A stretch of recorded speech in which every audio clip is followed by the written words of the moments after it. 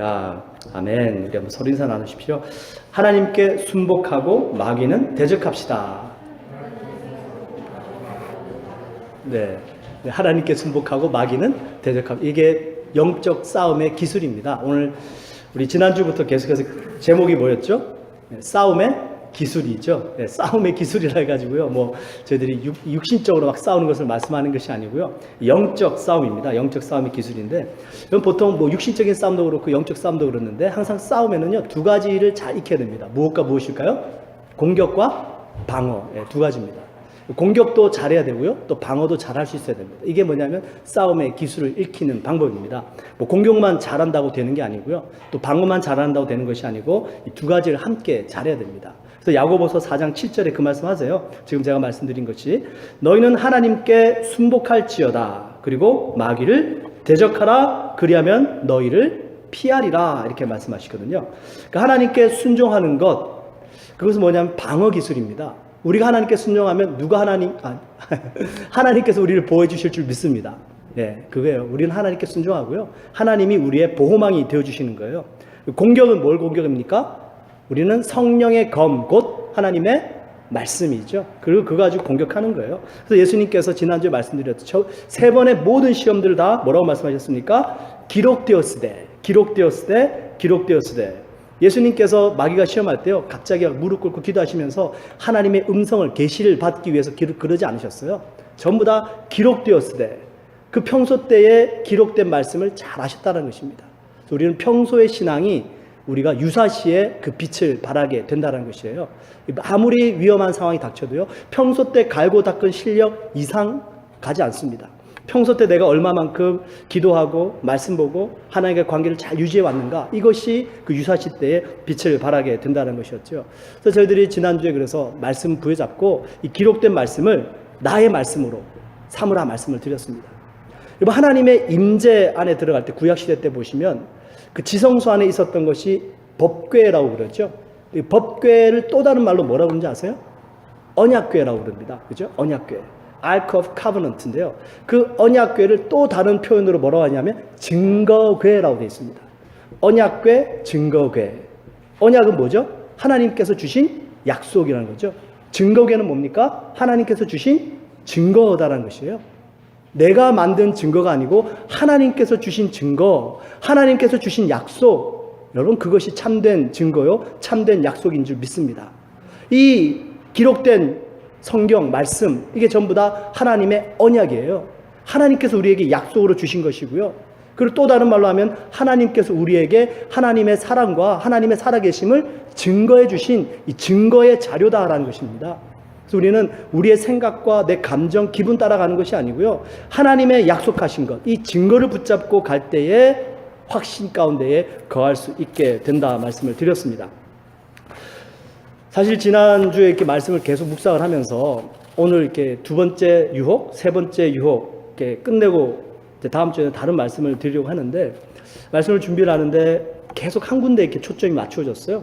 두 번째 시험입니다. 그래서 오늘은 두 번째 시험만 가지고 좀 나누고요. 다음 주일 날은 이제 세 번째 시험에 대해서 말씀을 드리고 또 부활절 주일을 맞이할 텐데, 그 오늘 말씀 그 마태복음 4장 5, 6, 7절에 제가 다시 한번 읽어드릴게요. 이에 마귀가 예수를 거룩한 성으로 데려다가 성전 꼭대기에 세우고 이르되 너가 만일 하나님의 아들이거든 뛰어내리라. 기록되었으되 그가 너를 위하여 그의 사자들을 명하시리니 그들이 손으로 너를 받들어 발이 돌에 부딪히지 않게 하리로다 하였느니라. 예수께서 이르시되 또 기록되었으되 주 너의 하나님을 시험하지 말라 하였느니라 하시니. 이제 이게 지금 두 번째 시험입니다. 5절 말씀해 보시면 마귀가 예수님을 어디로 데리고 올라갔냐면요, 성전 꼭대기로 데리고 올라갑니다. 여기 성전 꼭대기, 성전은 누구의 집이죠? 아버지의 집, 아버지의 집. 그 아버지의 집 꼭대기로 예수를 데리고 올라갔다라는 것은요, 마귀가 첫 번째 시험에서 예수님을 인정해 주겠다, 좋다. 네가 하나님의 아들, 알았어. 돌을 떡으로 변화시키지 않아도 너 하나님의 아들인 거 인정해 줄게. 예수 그리스도는 교회의 머리 되시는 줄 믿습니다. 그래서 성전 꼭대기로 올라가신 거예요. 그리고 이제 6절에 마귀가 이렇게 얘기하죠. 또 얘기합니다. 만일 너가 하나님의 아들이거든. 두 번째 똑같이 마귀가 속삭이죠. 근데 여기 두 번째 마귀가 예수님께 너가 정말로 하나님의 아들이냐? 하나님의 아들이라면 뛰어내려 봐라. 이 말씀의 의미는 완전히 다른 의미입니다. 첫 번째 마귀가 너가 정말 하나님의 아들이냐의 표현 속에는 무엇이 중심이었냐면 예수야 너가 정말 하나님의 아들 맞아? 예수님의 아들됨에 대한 질문이었습니다. 시험이었어요. 그럼 이 반대로 예수님이 하나님의 아들 되시면 하나님의 예수님의 뭐가 되죠? 아버지가 되는 겁니다. 그래서 지금 마귀가 두 번째 또 물어보는 거예요. 그래 좋아. 네가 하나님의 아들 인정해. 그럼 이제 두 번째 물어보는 겁니다. 정말로 네가 하나님의 아들 맞다면 하나님은 너의 아버지가 되겠네? 이렇게 지금 얘기하는 거예요. 그래서 두 번째에 네가 정말 하나님의 아들이라면 똑같이 또 물어보는 겁니다. 그리고 하는 말이 뭐죠? 뛰어내려봐라. 그럼 너의 아버지께서 너가 그 발이 땅에 부딪히지 않도록 너를 붙잡아 주시지 않겠느냐. 이것은 무엇에 대한 시험이냐면요. 과시하라는 겁니다. 자랑하라는 거예요. 봐. 예수야 너가 하나님의 아들, 그리고 하나님 너의 아버지. 그 하나님 아버지는 전능하신 분이시잖아. 그 아버지를 두었다면 너가 그 성전 꼭대기에서 뛰어내렸을 때에 이 성전은 너가 생각하는 너의 아버지의 집이 아니냐? 아버지의 집에서 네가 상함을 받으면 안 되지 않겠니? 너 뛰어내려 봐라. 하나님께서 너의 아버지께서 사자를 명해서 너를 도와주시지 않겠냐? 한번 우리 세상 말로 하면 너의 백을 한번 시험해 봐라는 것입니다. 네가 얼마나 위대한 아버지를 뒀는지 한번 보여봐라는 것입니다. 과시해 봐라는 것입니다. 우리 기독교인들이 가끔 여기에 시험에 빠질 때가 있습니다. 1996년도로 기억을 하는데요. 왜냐하면 제가 그때 캐나다로 왔기 때문에 그래요. 그때 아주 세기 대결이 있었습니다. 마이크 타이슨하고 홀리필드 기억나세요? 네. 왜 마이크 타이슨이 홀리필드 귀 물어 뜯어가지고 중간에 그런 권투 시합이 있었는데 홀리필드는 크리스찬이었습니다. 마이크 타이슨은 그 당시 때는 이슬람을 믿었어요. 홀리필드가 이긴 것으로 승리가 결정이 났어요. 그리고 다음날 이제 ESL 학교로 가가지고 제가 막 자랑했습니다. 그거 봐라, 우리 기독교가 더 세지 않냐? 우리가 더 세다. 하나님을 믿어야 된다. 여러분, 이게 우리가 지금 얘기하는 진정한 승리의 길, 진정한 하나님의 영광을 나타내는 것일까요? 네. 저희들이 여기 시험을 잘 구분해야 됩니다. 그죠? 우리 가끔 승리하세요 이렇게 얘기하고요. 우리 하나님의 능력 가운데 살아가십시오 이렇게 얘기합니다. 우리가 과연 하나님을 아버지로 삼고 그 하나님의 능력을 나타내야 되는데 과연 이 하나님의 능력, 하나님의 아버지 되심 이걸 과시하는 것이 진짜로 승리하는 길인가?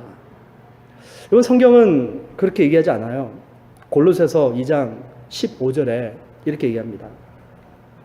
정사와 권세를 벗어버려 밝히 드러내시고 십자가로 승리하셨으니.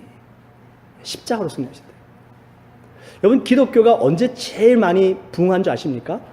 기독교 역사 속에 그 로마에서 엄청난 핍박을 받을 때, 많은 순교자들이 나왔을 때, 역사적으로 보면요, 그때 제일 많이 기독교가 부흥하고 성장했습니다. 그리고 언제 그러면 제일 기독교가 타락하기 시작했을까요? 기독교가 로마의 국교로 정해지고요.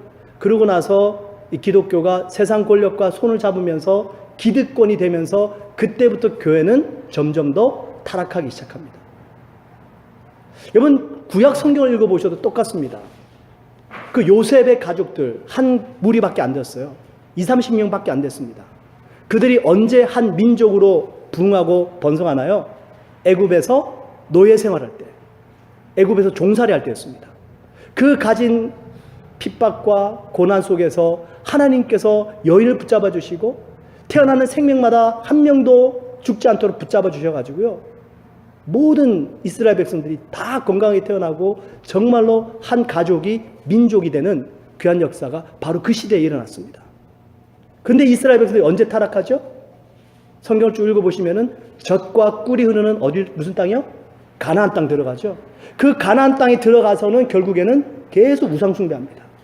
그리고 하나님을 잊어버리고요.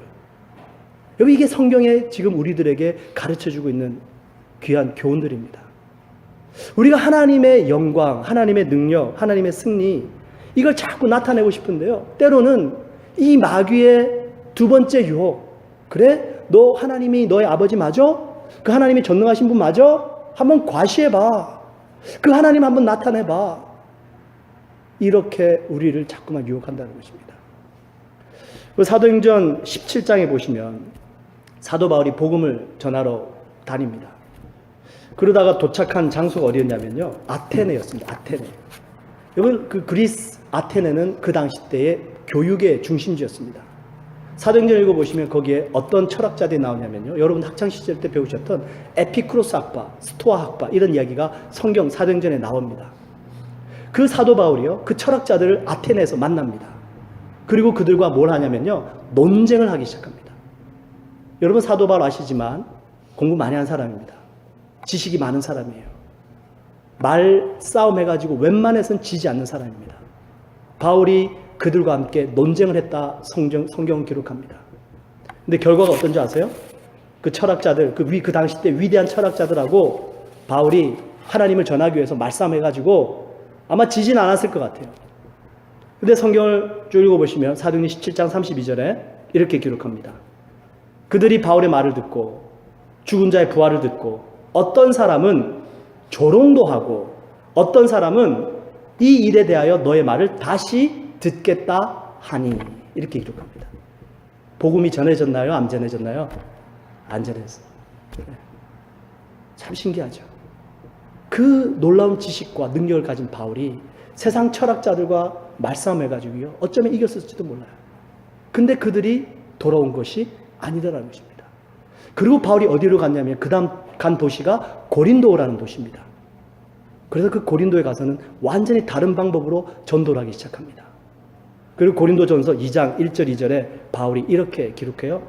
형제들아, 내가 너희에게 나아가 하나님의 증거를 전할 때에 말과 지혜의 아름다운 것으로 아니하였나니 내가 너희 중에서 예수 그리스도와 그의 십자가에 못 박히신 것 외에는 아무것도 알지 아니하기로 작정하였습니다. 그죠? 이 결단과 이 작정이 언제 나왔나요? 아테네에서 복음 전하고, 아, 이게 아니구나. 내 가진 지식과 내 가진 능력을 가지고 그들에게 아무리 설득하고 말싸움에서 논쟁에서 이겼지만 그거 가지고 그들이 복음을 받아들인 것이 아니었구나. 예수님께서 똑같은 것입니다. 너의 하나님이 아버지라면 한번 과시해봐라. 주님은 아십니다. 그걸 통해서 하나님이 영광을 받지 않으신다라는 걸 주님은 아신다라는 것이죠. 여기 오늘 마태복음 4장 6절 한번 보시면요, 마귀가 얼마나 설득력이 있는지 몰라요. 그 6절에 이렇게 얘기해요. 이르되 내가 만일 하나님의 아들이거든 뛰어내리라. 그 다음에 뭐라고 얘기합니까? 기록되었으되, 이렇게 얘기합니다. 무슨 말씀이에요? 마귀가 뭘 인용한 겁니까? 말씀을 인용한 겁니다. 마귀가. 기록되었으되 그가 너를 위하여 그의 사자들 명하시리니 그들이 손으로 너를 받들어 발이 돌에 부딪히지 않게 하리로다. 야, 너의 성경에 그렇게 기록되어 있잖아. 너 말씀 한번 시험해 봐야지. 마귀가 말씀을 안단 말이에요. 그리고 그 말씀을 가지고 예수님께 도전을 한 겁니다. 이게 도대체 어떻게 된 겁니까? 우리 말씀 가지고 마귀를 물리치라고 그랬잖아요. 근데 마귀가 말씀을 또 사용하고 있어요. 네. 여러분, 때로는 여러분들 마음속에 갈등이 느껴질 때가 있을 겁니다. 이 말씀은 이렇게 얘기하고 있고 저 말씀은 저렇게 얘기하고 있다. 어떤 말씀을 붙잡아야 되는가? 참 보면은 마귀가 얼마나 능력이 뛰어난지 모릅니다. 이 마귀는요, 영물이라서 하나님에 대해서 정말로 잘합니다. 우리가 하나님을 더 잘할까요? 마귀가 하나님을 더 잘할까요? 마귀가 하나님을 더 잘합니다. 영물이에요. 근데 마귀가 절대 하지 못하는 게 있습니다. 뭘 못할까요? 뭐는 못할까요? 야고보서 2장 19절 20절, 아주 참 이 야고보가 조금 너무 화가 난 것 같아요. 그래서 이렇게 기록합니다. 너희가 하나님은 한 분이신 줄 아느냐? 잘 아는도다. 귀신들도 믿고 떠느니라. 네. 그리고 그 다음에 이렇게 얘기합니다. 아, 허탄한 사람아, 행함이 없는 믿음이 헛것인 줄 알고자 하느냐. 마귀는 뭘 못한다는 얘기예요? 순종을 못한다는 얘기입니다. 절대 순종 못해요. 마귀는 하나님에 대해서 잘 압니다. 말씀도 어쩌면 우리들보다 더 잘 알아요. 근데 마귀가 절대 하지 못하는 것은 순종을 못합니다. 그래서 성경은 마귀를 불순종의 영 이렇게 얘기합니다. 지난주 금요일에 학생들 모임 때 한 학생이 아주 재밌는 유머를 하나 했어요. 저는 웃었는데 아이들은 별로 이렇게 재미없었나 봐요. 무슨 유머를 했냐면, 목사님 저는 이 빛이 얼마나 빨라요? 근데 저는 빛보다도 빠르게 더 수학 문제를 풀 수 있어요. 그러는 거예요. 그래? 어떻게 그렇게 가능하니? 했더니 빛은 수학을 못하거든요. 네, 빛은 수학은 못한대요. 그러니까 빛이 아무리 빨라도 산수는 자기가 더 빨리 푸는 거예요. 네. 마귀가 하나님 잘 압니다. 절대 못하는 게 뭐냐면 바로 순종을 못하는 거예요. 우리가 하나님을 시험한다. 이것은 뭘 얘기하냐면요. 우리가 하나님께 요구한 것을 하나님이 응답해 주시는 것도 중요하지만 아버지 되시니까 우선은 우리 가운데에 그 하나님이 약속하시고 말씀하시고 증거하신 것에 대한 순종이 있어야 된다는 것을 말씀합니다. 그래서 예수님이 말씀하시는 거예요. 기록되었을 때 주 너의 하나님을 시험하지 말라 하셨느니라. 여러분 그 기드온의 양털 시험 지난번에도 저희들이 사사기 얘기를 하면서 쭉 말씀을 드린 적이 있는데요. 여러분 기드온이 양털을 타작마당에 두고 하나님 정말로 하나님께서 나와 함께 하신다면 이 양털만 적게 해주세요. 시험했습니다. 그리고 다음날 양털이 젖어 있으니까 하나님 한 번만 더 들어주세요. 이번에는 양털은 젖지 말고 타작마당만 다 적게 해주세요. 그 다음날 또 하나님이 응답해 주셨어요. 그리고 이제 기드온이 전쟁을 하러 나가게 되죠. 아니 기드온도 시험했네요. 왜 우리는 좀 시험하면 안 됩니까? 네. 여러분 그 사사기를 자세히 쭉 읽어보시면 기드온이 양털 시험을 하기 전에 아주 중요한 사건이 나옵니다. 하나님께서 기드온을 만나 주시고요. 그리고 뭐라고 말씀하시냐면 기드온아 너 아버지 집에 있는 우상을 멸하라 이렇게 얘기합니다. 기드온이 그 하나님 말씀을 듣고 순종해요. 밤에 몰래 아버지의 집에 들어가서요. 그리고 그 아세라상과 바알상을 다 무너뜨립니다. 기드온은 알았습니다. 그 우상을 무너뜨리는 순간 어쩌면 자기 아버지와 자기를 뭐라 그럴 수도 있고 그 동네 사람들이 가만히 있지 않을 거라는 걸 알았습니다. 근데 기드온은 순종했어요. 밤에 몰래 가가지고요. 바알상을 찍어 버려버리고요. 아세라상을 무너뜨려 버리고요. 훼손했습니다. 아닌 게 아니라 다음날 마을에 난리가 났습니다. 누가 이 짓을 했느냐? 끌어내라. 기드온이잖아. 데려와라. 우리가 그를 죽여버리겠다. 그때 기드온의 아버지가 그 마을 사람들이 이렇게 얘기합니다. 여러분 흥분하지 마시고 제 말 들어보세요. 바알이 정말로 살아있는 신이라면 그 바알이 스스로 일어나서 싸울 것입니다. 우리가 대신 바알을 위해서 싸울 필요가 없습니다. 그렇지 않습니까 여러분? 바알이 정말로 살아있는 신이라면 자기를 무너뜨린 그 사람을 자기 스스로 심판할 것이고 우리는 사람인데 우리가 왜 신을 대신해서 싸웁니까? 그 말을 듣고 사람들이 다 흩어져요. 이 기드온이 살아남았어요. 그러고 나서 그 다음 두 번째 하나님께서 기드온에게 사람들 모아라 그리고 미디안과 전쟁하라 말씀하십니다. 그때는 이미 이스라엘 백성들이 싸움을 하기 위해서 많이 모여 있었어요. 아버지 집에 있는 우상을 무너뜨릴 때는 그 책임을 자기 혼자만 지면 됐습니다. 근데 이제 미디안과 싸움을 할 때는 누구까지 책임져야 돼요? 이스라엘 백성의 목숨까지 달려있는 겁니다. 기드온이 하나님께 기도한 거죠. 주님 응답해 주세요. 그리고 이제 기드온이 이렇게 하나님께 기도를 드렸어요. 사사기 6장에 보시면 기드온이 하나님께 여쭈되 주께서 이미 말씀하신 같이 나의 손으로 이스라엘을 구원하시려거든 보소서 내가 양털 한 뭉치를 타작마당에 두리니 이제 그러고 하나님께 대한 시험이 들어가는 겁니다. 보세요. 기드온의 시험은 우리가 지금 일반적으로 얘기하는 시험과 다릅니다. 예수님께서 그 탑 높은 꼭대기에서 뛰어내리셔서 천사들 하나님께서 사자들 명해서 예수님의 발을 받쳐서 다치지 않게 했습니다. 그걸 통해서 뭐가 나타나나요? 아무것도 나타나는 게 없어요. 순종한 역사가 없습니다. 그죠? 근데 기드온은 하나님께 먼저 순종했고요. 그리고 하나님께 그 양털 시험을 통해서 하나님께서 자기에게 주신 사명을 감당하기 위해서 주님께 여쭈었다라는 것입니다. 여러분, 우리가 주님 앞에 구할 것은 이것입니다. 주님, 제가 정말로 순종하겠습니다. 주의 뜻을 알려주시옵소서. 주님께서 말씀하시고 알려주실 줄 믿습니다. 요한복음 7장 17절에 이렇게 기록합니다. 사람이 하나님의 뜻을 행하려 하면 이 교훈이 하나님께로서 왔는지 스스로 말함인지 알리라. 네. 우리는요, 내가 정말 순종하기 위해서 하나님의 뜻을 구해야 되겠구나 라는 것입니다. 그러면 여러분, 한 가지 여쭤볼게요. 여러분들 삶 속에 지금 현재 아마 하나님의 뜻이 궁금하시고 하나님의 뜻을 찾고 있는 여러 가지 부분들이 있을 겁니다. 그러면 지금 현재 내 삶 속에서 이미 하나님의 뜻을 알고 있는 부분은 없습니까? 있습니까? 없습니까? 있죠? 이미 하나님의 뜻이 무엇인지 알고 있는 부분이 있어요. 그럼 과연 그 부분에 대해서 지금 순종하고 계십니까? 네? 이게 지금 순서가 이겁니다. 기드온이 300명 가지고 엄청나게 많은 숫자의 군대를 무찌러 가기 전에 먼저 뭘 했다고요?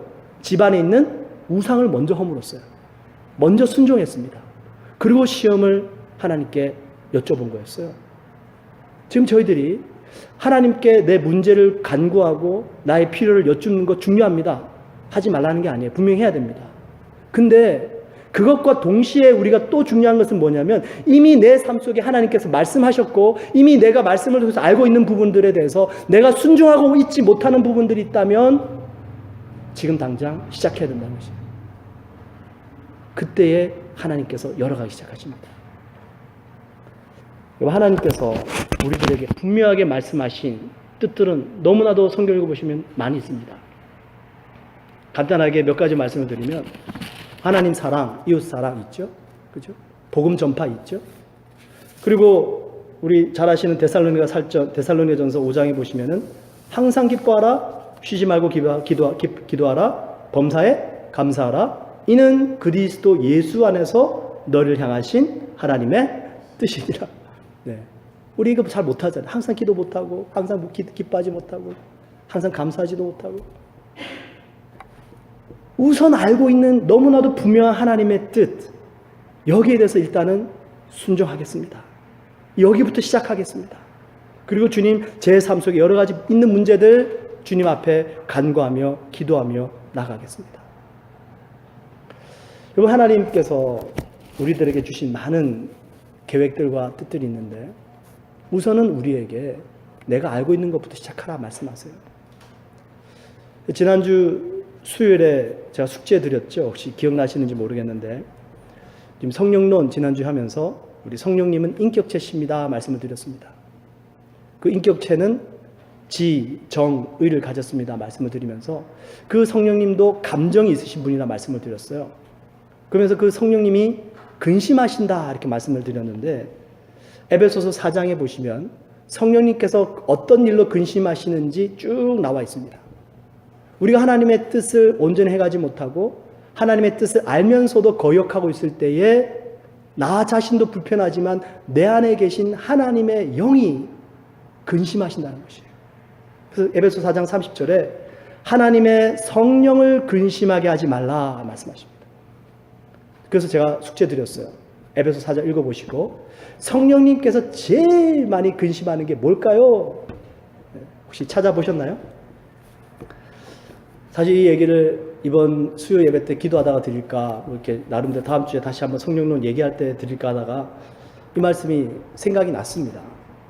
그래서 좀 드리고 싶어요. 성령님이 언제 제일 근심하실까? 그 에베소서 4장을 쭉 읽어 내려가 보시면 4장 32절에 이렇게 기록해요.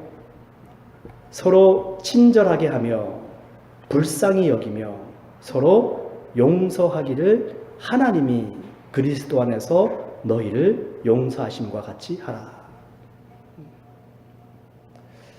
용서입니다. 용서.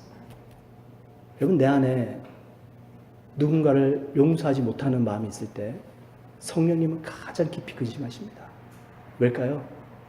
성령님이 바로 우리에게 오셔서 우리의 죄를 용서받았다고 말씀해 주시는 분이거든요. 로마서 5장 8절 아십니까?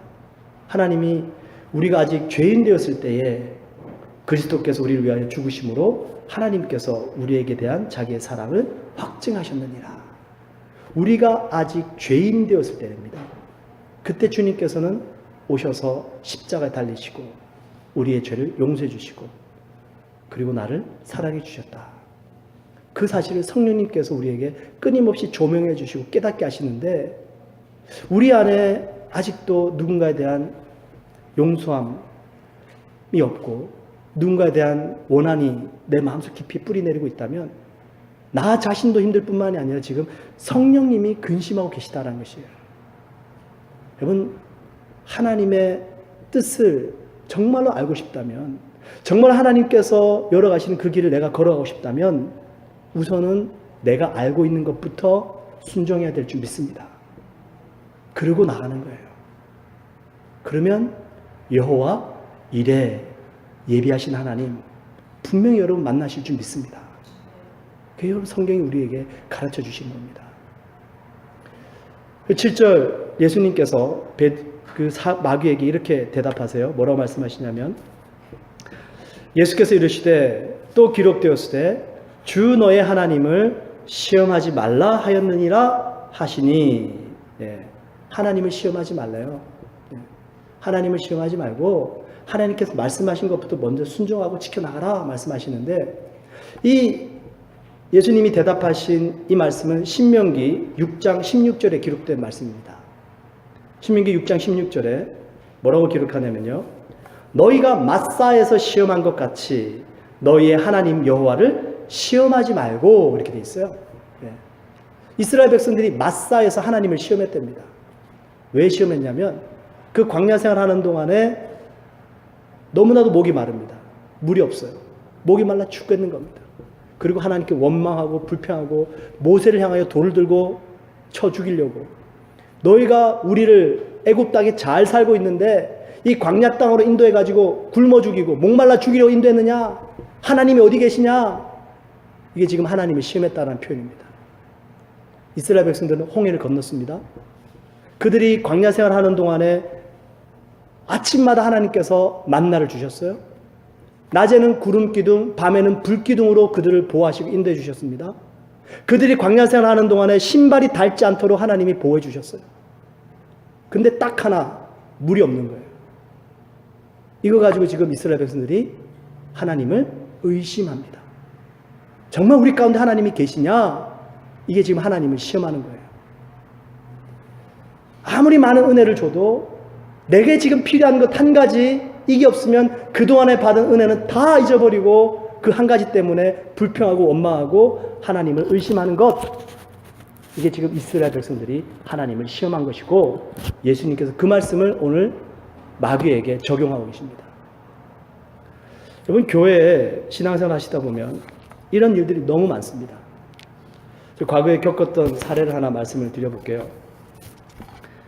차량 봉사를 하던 이제 남자 청년이 있었는데 매 주일마다 이렇게 자기 차량 가지고 픽업을 다니는 거예요. 도는 거예요. 그리고 이제 청년들을 태우고 교회로 옵니다. 근데 유독 한 자매 때문에 계속 이 예배 시간이 늦어요. 이 자매가 먼저 나와서 좀 기다려주면 좋은데 좀 준비한다고 늦게 나오고 이러니까 예배 시간이 자꾸 늦습니다. 계속 이제 같이 타 있는 청년들도 그렇고 운전하는 청년도 그렇고 봉사하는 청년도 그렇고 얘기를 하죠. 잘 준비해라. 좀 빨리 좀 나와라. 그래도 이게 계속 쌓여만 가니까 한 번은 이 청년이 너무 안 나오니까 지난번에도 얘기를 했고 또 안 들어가지고요. 그냥 와버렸어요. 근데 이 나중에 보니까 이 자매가 이제 자기 아시는 집사님 차를 얻어 타고 교회로 왔는데 그 다음부터 그 봉사하는 청년을 아는 체도 안 하고 오빠인데 인사도 안 하고 그 다음 주부터는 자기를 이뻐해줄 여자 집사님 차 얻어 타면서 교회로 오는 거예요. 오늘 좀 분명히 하십시다. 누가 잘못한 겁니까? 예? 누가 잘못한 거예요? 자매가 잘못한 거 맞아요? 맞습니까? 형제가 잘못한 거예요? 자매가 잘못한 거죠? 네, 자매가 잘못한 거예요. 그러면 안 됩니다. 그죠? 이건 정말 잘못된 거예요. 그러니까 형제가 시험에 빠지는 거예요. 내가 봉사 계속 해도 되나? 마음이 너무 힘든 거예요. 여기 이런 일들이 너무나도 많습니다. 잘해줬는데 한 번 딱 그랬는데 그것도 다른 뜻이 아니라 예배 늦으니까, 예배 빨리 와야 되니까, 참 이게 그러고 나서는 그 관계가 이렇게 회복이 잘 안 되는 일들이 벌어지던데요. 그리고 하나님과의 관계도 마찬가지입니다. 우리는 너무 많은 경우에 내 필요 때문에 하나님을 찾는 일들이 참 많이 있어요. 근데 하나님께 주신 은혜는 많은데 그 한 가지 필요, 나의 문제, 이게 안 들어지면은 은혜 없는 하나님, 사랑이 없으신 하나님. 이게 지금 하나님을 시험하는 거예요. 하나님 시험하는 거예요. 하나님의 사랑은 무조건적 사랑인데 우리들의 사랑은 조건적 사랑이다. 너무 조건이 많아요. 너무 필요가 많아요. 좀 묵상을 해봤습니다. 하나님, 과연 무조건적 사랑은 뭡니까? 우리가 하나님을 정말 조건 없이, 필요 없이도 하나님을 사랑하고 싶은데, 정말 순수한 마음으로 하나님 말을 섬기고 싶은데, 주님, 어떻게 하는 것이 그것입니까? 계속 찾고는 있는데 여러분도 한번 찾아보세요. 근데 오늘 한 가지만 말씀을 드리면 생각난 것은 그것입니다. 뭐냐면, 장바니에라는 분이 있는데, 이분은 이제 그 라르슈 공동체라고요. 장애인들을, 지체부자의 장애인들을 이렇게 돕고 봉사하는 그런 공동체입니다. 그걸 시작하신 분인데, UOP에서 교수로도 하시고요. 철학과 신학을 전공하신 분인데, 장바니에라는 분이 이렇게 그런 공동체를 시작했는데, 그분이 쓰신 책에 이렇게 기록해요. 사랑은 그 사람과 함께 있는 것을 기뻐하는 것이다. 그 사람과 함께 있는 것을 기뻐하는 것이다. 뭘 해서가 아니고요. 뭘 주고 뭘 받았고 이게 아니고 그냥 그 사람과 함께 하는 것. 근데 이것이 성경적이에요. 웨스트민스터 소요리 문답, 우리 칼빈 신학, 우리 장로교단에 공부하시는 분들이 다 공부하는데 그 소요리 문답이 한 107가지의 질문들로 이루어져 있습니다. 거기 보면 전부 교리들의 질문들이에요. 첫 번째 질문과 답이 이것입니다. 사람의 제일 되는 목적은 무엇입니까? 사람의 제일 되는 목적은 하나님을 영화롭게 하는 것과 영원토록 그를 즐거워하는 것이다. 교리에 제일 먼저 하는 질문이 이것입니다. 여러분, 우리는 하나님을 그냥 어떤 조건 없이, 나의 필요와 관계없이 그냥 그분과 함께 있는 것으로, 그분과 동행하는 것으로 정말로 기뻐할 수 있는가? 주님, 저도 쉽지 않은 사람이 안 되더라고요, 잘. 네. 여러분, 지난번에 저희들이 우리 신앙생활 하면서 교회 와가지고 저희들이 사랑의 언어 쭉 공부를 했습니다. 그죠? 사랑의 5가지 언어에 대해서 얘기도 말씀을 드렸고, 또 제가 이렇게 가정사역을 하면서 이제 부부별로 그 사랑의 언어가 뭔지 이렇게 쭉 찾아드렸어요. 그 사랑의 언어 5가지 중에 첫 번째는 격려의 말, 말을 들으면 사랑을 느끼는 사람, 또 봉사를 받을 때, 또 봉사를 할 때 사랑을 느끼고, 또 선물을 통해서 사랑을 느끼고, 또 서로 터치함으로 사랑을 느끼고, 또 함께 퀄리티 타임, 아주 귀중한 소중한 시간을 보냄으로 사랑을 느끼고. 참 재미있는 것은 우리 모든 성도님들이 대부분이요, 선물로 사랑을 느끼시는 분은 없었어요. 네.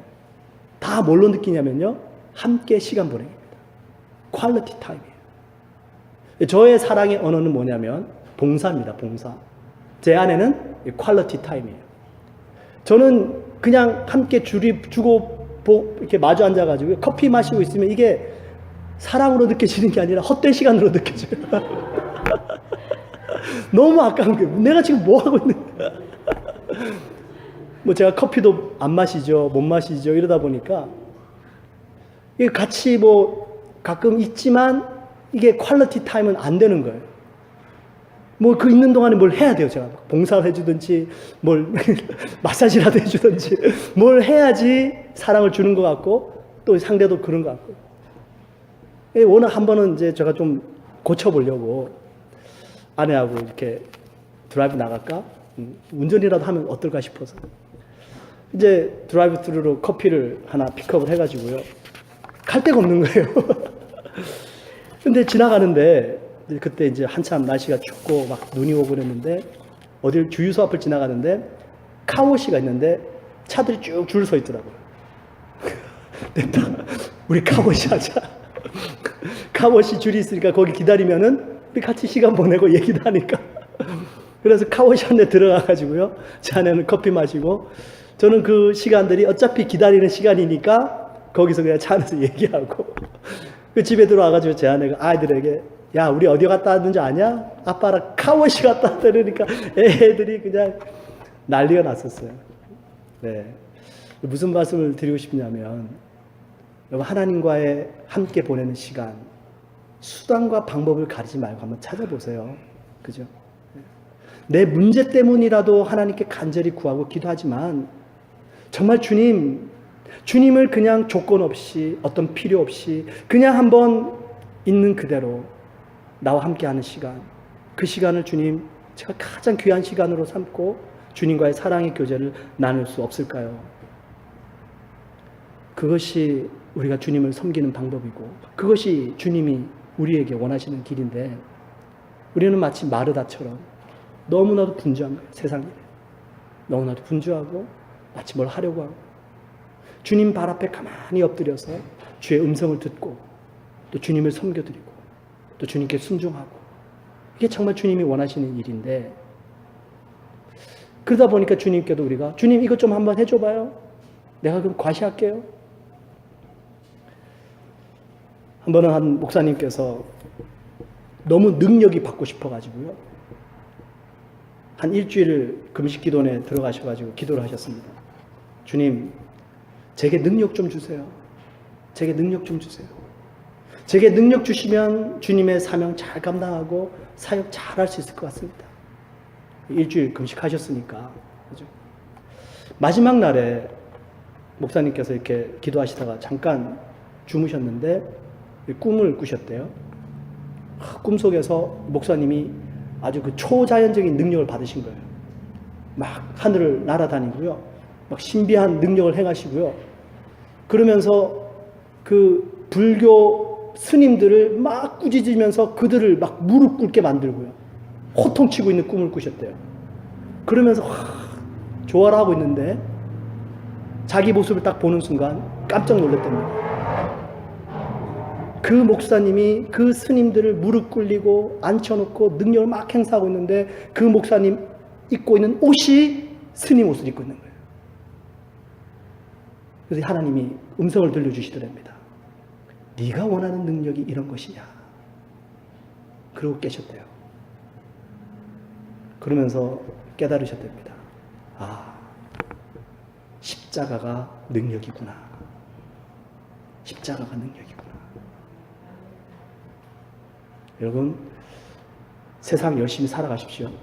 성공하십시오. 대신에 성공한 다음에 하나님의 순종을 위하여 나아가십시오. 그때 엄청난 능력이 나타날 것입니다. 아인슈타인이 에너지가 어디서 나온다고 그럽니까? 질량과 스피드에 비례한다고 그러죠. 우리가 이 세상에서 높아지면 높아질수록 하나님의 능력이 나타나는 게 아니에요. 이 세상에서 높아지고 높아짐과 동시에 우리는 가장 낮은 십자가의 길을 가야 됩니다. 그러면 그 격차로 말미암아 하나님의 능력이 나타나게 될 줄 믿습니다. 그거예요, 여러분. 근데 우리는 하나님을 과시하려고 해요. 마귀가 또 그걸 예수님께 공격하지만 주님은 하나님을 시험하지 말라 말씀하십니다. 순종하십시다. 주님께서 우리의 보호가 되어 주실 것이고요. 어떤 능력을 나타내고 싶더라도 우리는 십자가 길을 가겠습니다. 바로 그 십자가가 주님이 영광이 나타나시고 주님의 능력이 나타나시는 그 길인 줄 믿습니다. 우리가 좀 기도하십시다.